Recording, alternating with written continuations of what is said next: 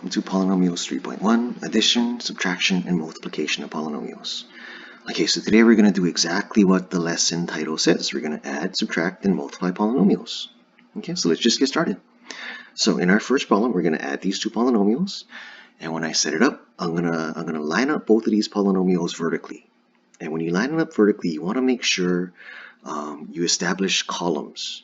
Yeah, where you put all the terms that are in the that have x to the third power in one column. You put all the terms that have x squared in a column, all the terms that have regular plain old x in a column, and all the terms that are just regular numbers in their own column. Okay, so it's kind of like when you would line up your 3-digit or 4-digit addition or subtraction, where you want to line up all the ones place numbers in the same column, tens place numbers in the same column, hundreds place numbers in the same column, and so on. Okay, so when you line up these polynomial functions, you want to take that into consideration also. Okay, so if you have no idea what I'm talking about, let me just start writing stuff down, and hopefully seeing what I'm talking about is going to make a lot more sense. Okay, so I'm going to get my first polynomial function, 4x cubed, and I'm going to start listing out all my terms. Okay, so this is the column that's going to be for x to the third power terms. Okay, this first polynomial function does not have an x squared term, but I'm going to leave a space for it anyway. Yeah, so get into the habit of leaving spaces for terms that are supposed to be there, but they're not. Yeah, so in this particular case, normally we'd have x squared, but since this polynomial function does not have it, it doesn't mean that I'm going to just insert whatever number I want. I'm just going to leave a blank space because I need to have like I guess it's like a placeholder. Yeah, that the x squared is supposed to be there, and when it's not, I leave a space for it anyway. Okay, so this is my regular plain old x column, and I follow it up with a regular number column, so plus 3 at the very end. Okay, my second polynomial function, I'm going to line up those 3 terms in the same columns that I established in the very first polynomial function. So negative 2x squared, oh, good thing I left a space because that's where this negative 2x squared is going to go, in the spot that I reserved for x squared terms. Okay.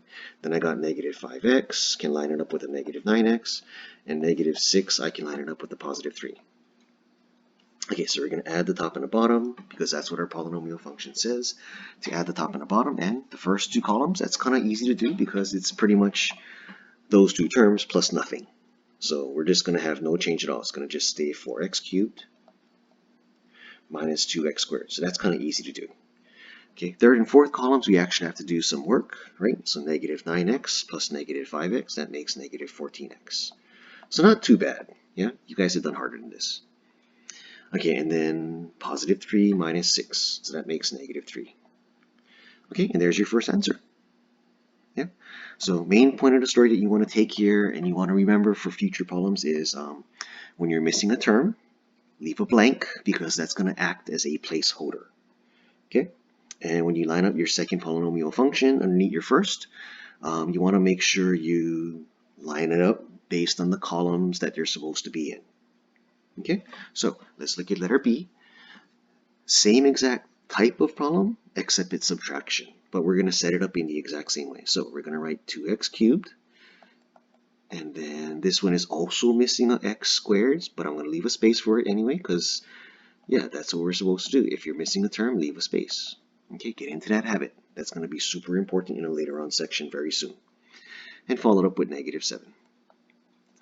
Okay, so this one says subtraction. I'll deal with the subtraction sign later, but I want to line up the terms that this guy has. Yeah, so x cubed will go in the x cubed column. Positive 3x squared goes in the x squared column. Negative 3x goes in the x column. And positive 2 goes in the regular number column. Okay. All right, and then I got to remember that this is subtraction.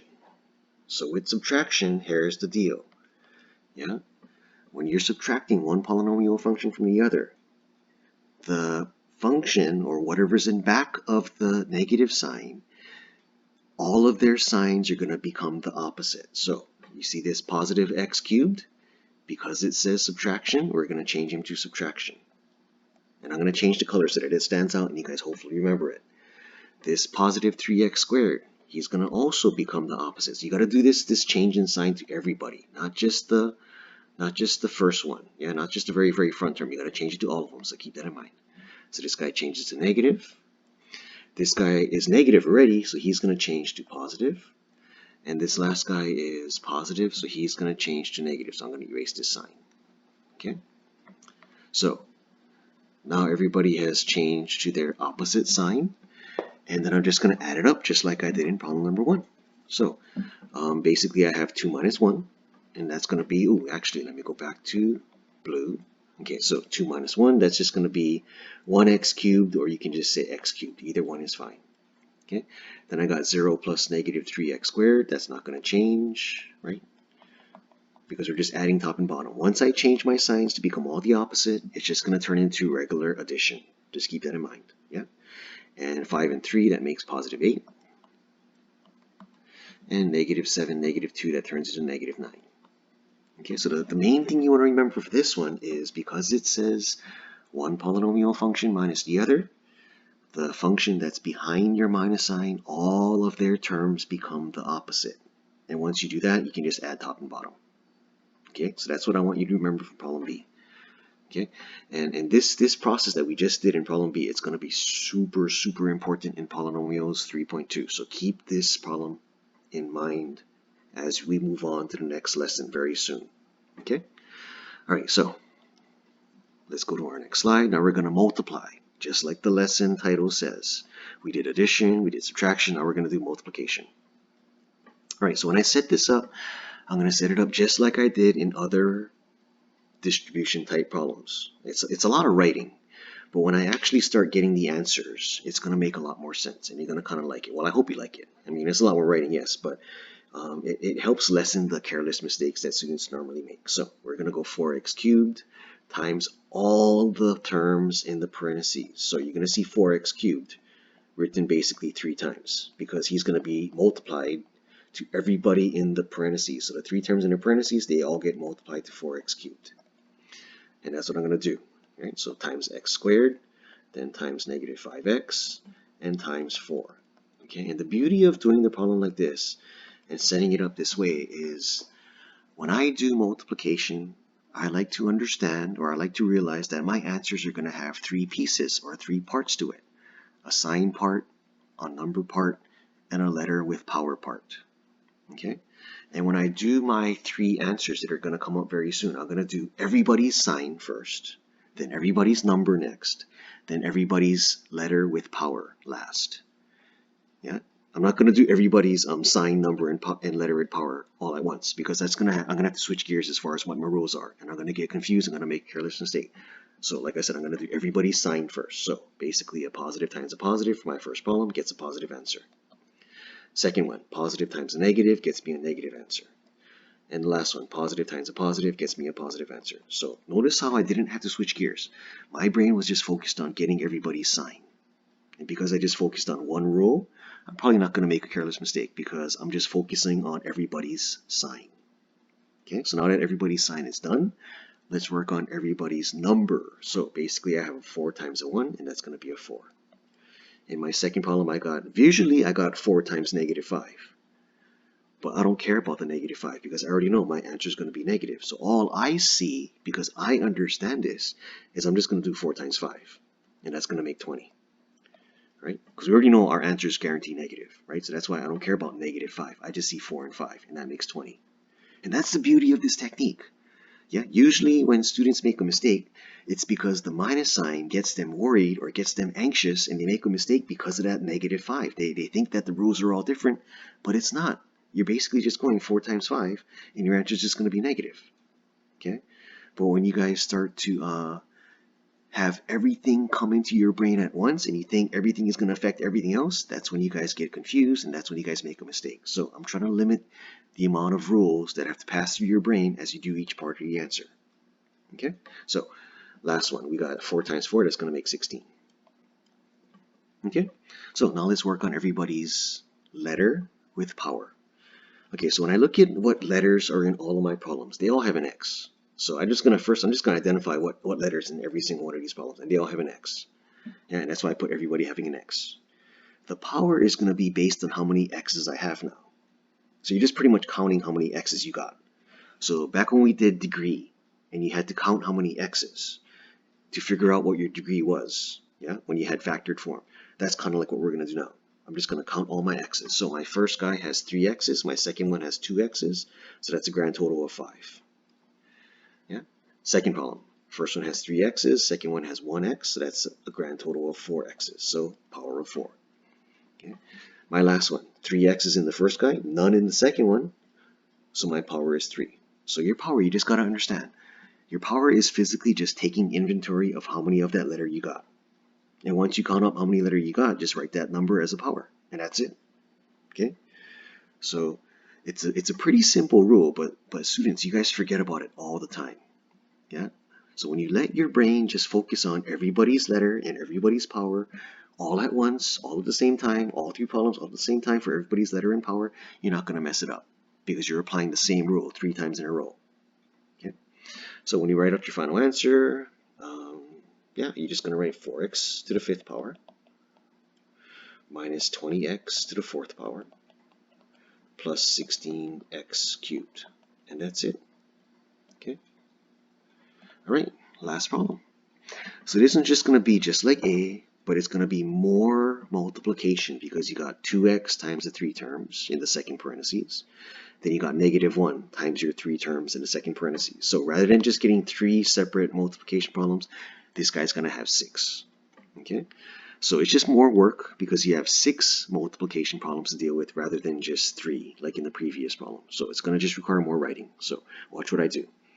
I'm going to write 2x 3 times because he has to multiply to 3 things in the other parentheses. So I write 2x 3 times. Then I'm going to write -1 3 times because -1 also multiplies to 3 things in the other parentheses. Okay, and then I'm going to write right next to each of these things the 3 things that they multiply. So x squared, 4x, and -6. And then write it again. So x squared, 4x, and -6.